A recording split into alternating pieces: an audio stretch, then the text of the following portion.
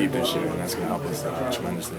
Awesome. Speaking of Isaiah, he looked a lot more comfortable now that he's back in the post. Have you been able to tell a difference in his game? Oh, definitely. And, it was really awkward for him last year. He's, all throughout high school, he's played, a big spot, 4 and 5. And now, freshman year of all years, to come in and, be put on the wing kind of in that position is kind of tough. So, I applauded him for kind of learning the slot quickly and, being able to defend a smaller guy, but now he's back down in the post and can beat up on people his size and kind of create matchup problems for them. Awesome. No problem. I'm working on the package on what athletes are listening to right before the game to get you hyped, get you focused. What's some of your favorite tracks and favorite artists that you get? This is new cat. It just came out. Dropped the album. I think it was yesterday. Named Logic. So a lot of the guys, me, Joel, James, and a few other guys are kind of bumping all his stuff right now before the game and all that. Okay. Any go-to track, a classic track that you always go to? Biggie, Juicy's. He's never a bad choice. I'm an old school guy just because of my father. He put me on it. So.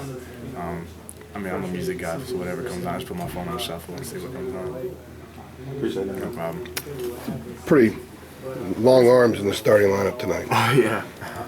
I guess you were the 3, which means Justin was sort of the 2, right? Reverse. Well, but you were the 2 and he was the 3? Because usually when the starting lineups are announced, the 2 goes right before Marcus. Our starting lineup's a little different. We don't go in order. But the 2 and the 3 are pretty much the same. It's interchangeable in Coach Will's offense. Yeah. It doesn't really. But, defensive purposes, you might have the better defender on a smaller guy. So that's what Coach is looking for. It's a lot of length. Oh yeah. It's a lot of length out there, but it seems to have you guys had a pretty good flow. Seems like there's you guys can play with that.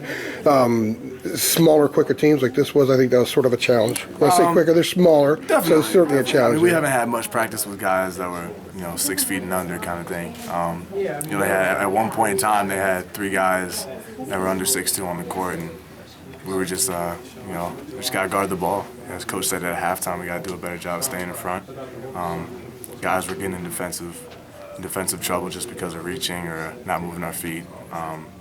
I've made a lot of fouls tonight, so probably be in practice tomorrow, working on a lot of defensive stuff, but it's nothing new to us. He called it a glorified practice, but because of what you just said, there's some education out there for sure. Definitely, you learn from this stuff. That's why he has it. You don't just jump right into the season. You need something. You need a precursor to see what you need to work on before the regular season starts. And tonight was great for us. We exploited some weaknesses and saw a lot of our strengths. Justin Jackson, a lot of people saw him for the first time tonight. They saw a guy who can be aggressive without dominating the ball and get a lot of stuff done without occupying the ball that much. Definitely. It's great. Coach always talks about Antoine Jameson.